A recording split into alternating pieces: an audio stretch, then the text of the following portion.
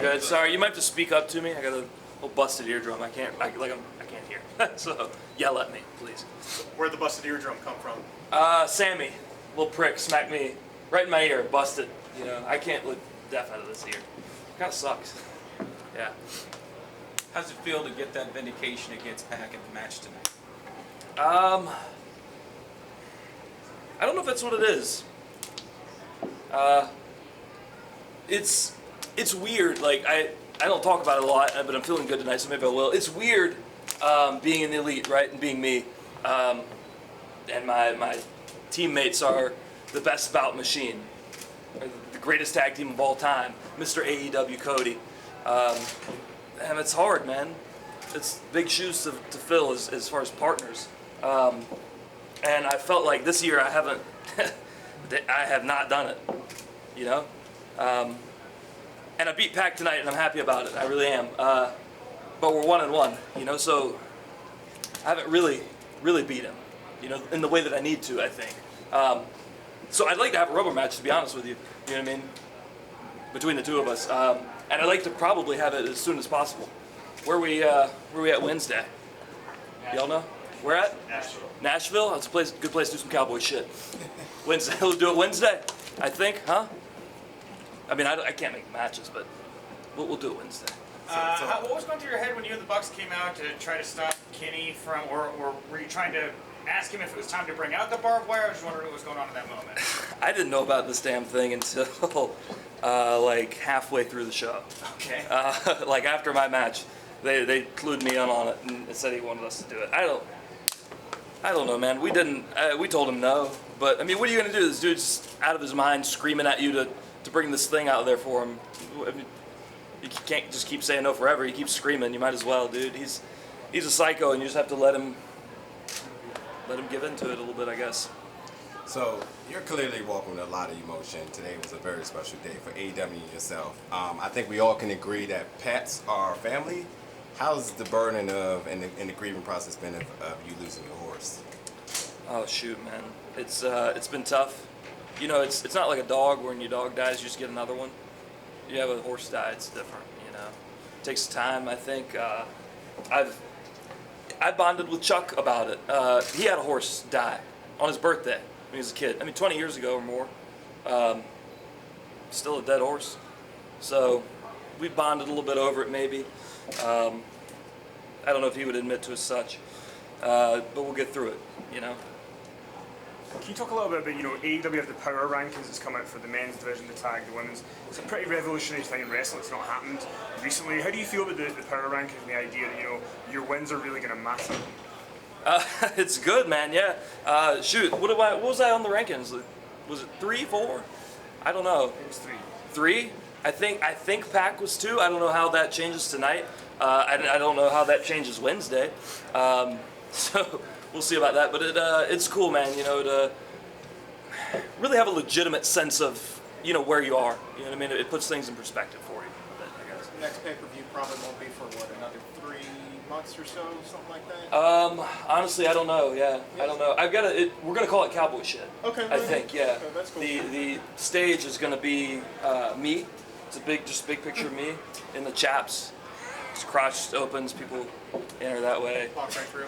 Huh? Walk right through. Walk right through. Yeah. Well, they can ride ponies. I get the horse. I think. Maybe that's when I'll debut a new horse. We'll see. You know, you've Yeah. been a part of BTE for a long time, been with the Bucks for a long time. They put their faith in you, got you a part of the show, got you in their faction. How do you feel seeing their vision play out, being a part of their vision? And also, how hard is it to keep up with BTE while also doing weekly television now? It's cool, man, to see all this come to life. It's great. It's something we've been wanting to do, obviously, for a very long time, and it's a real thing that I'm, you know, flying in and out of home to do every week. So it's badass. Keeping up with BTE at this point is difficult. I won't lie, and not like difficult for me as much as it is for Nick, because he's still shooting this stuff. I mean, Brandon's there helping, but he's still shooting this stuff on his phone. He's still editing it on his laptop, you know what I mean? And trying to get it up Monday. What's today? Saturday. So, yeah, he's got to get that up soon. It's tough, but I think people love it. You know, people react to it, I think more so than, man, a lot of things I've done in my career, people react to stuff you do on BTE. We have a dedicated and loyal fan base, so as long as they're there, so will we be. I guess my question actually was, I'm glad that we got this cleared up about the Cowboy shit. Sure, yeah. They're spaced out a little bit more. I would think that as a performer, that allows you a little bit more creative liberty to tell a better story. Is that advantageous to you as opposed to being on a monthly cycle like that? You know, sometimes less is more, yeah. We do have a 2-hour show once a week on TV. Right. You know, we are limited somewhat in how much content we can put out. And like once a month is just too soon. You know what I mean? Like that's 8 hours of TV leading up into a pay-per-view every month. And I think spacing them out. Have we announced like the next one? Not We yet. haven't. Okay. So it obviously not very soon, but spacing them out a bit, I think, gives time, let things breathe. You know, you can have some of those bigger matches end up on TV.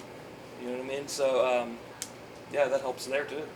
Of all the agents that are working backstage right now, producers, who are the agents that you found yourself working the best with to put together your matches? A lot of good guys backstage to help out, lend advice and stuff like that. Dean Maliko, he's one of the funniest people I've ever met. You might not would guess that. He has a very weird, dry sense of humor. Jerry Lynn's cool as shit too. Yeah, those two. Okay. Yeah. With you being on Being the Elite and stuff, like when AEW started, you'd been on that show. How important do you think it is for shows on YouTube and social media, like different elements to create your character as opposed to just a TV show, like bringing other elements into it? Honestly, I can't give you the answer. Wrestling's weird. There's no like one thing that works. You just try a bunch of stuff and see what happens. And I feel like BTE was the thing that was just one of those things. You know, Matt and Nick were trying, and man, it started clicking, started working. No matter what it is, you know, whether it's some, like a YouTube thing, whether it's just whatever on social media, whether it's what you're doing on the show, I think people can really tell when you are putting a lot of time and effort and creativity into something, whatever medium that is. People can see that. You know, I think that's more important than the medium itself. And was there a moment when you were doing Being the Elite that you knew it was really gaining traction? There was a specific moment or a specific part of it that for you is just like, okay, things are changing? I mean, it was just all of it slowly over time. Like for me personally, it was when I got kidnapped by the WWE, and yeah, that was tough. But it was weird. It was something not acknowledged on Ring of Honor television at the time, and we're at the show, and people are just, "Where is Hangman?" You know what I mean? And that's like when things like that are happening that aren't, you know, they're not part of the TV show, they're not part of whatever, but people, that's what people know and they talk about. That's when you know, like, oh, this is a little bit bigger than just us having fun. There's something here, you know. Can you take us through that suplex near the guardrail? Looks like your back got pretty dinged up after. I'm not worried about my back as much as my neck. Like a little stinger. I kind of like, it's funny, my parents were watching, they were texting me, asking about my thumb. They're like, is your thumb broke or whatever? But like, you get a stinger sometimes, like your hands kind of like, I don't know, they kind of like numb up a little bit, and you kind of got to like try to keep them, and they want to like do this. So that's kind of where I'm at. I think Kenny's probably with the doctor, so I might not bother now.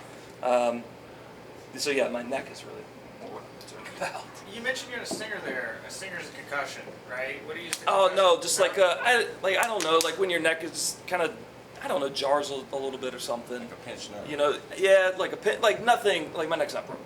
But one of those things that does kind of like, you kind of gotta like get your fingers feeling good. Guys, one more question, please. Last question. But it sounds like that's not going to keep you out of action on Wednesday. No. I'll be good. Okay, thank you very much. Cool, thanks guys, appreciate it. Thank you. Thank you.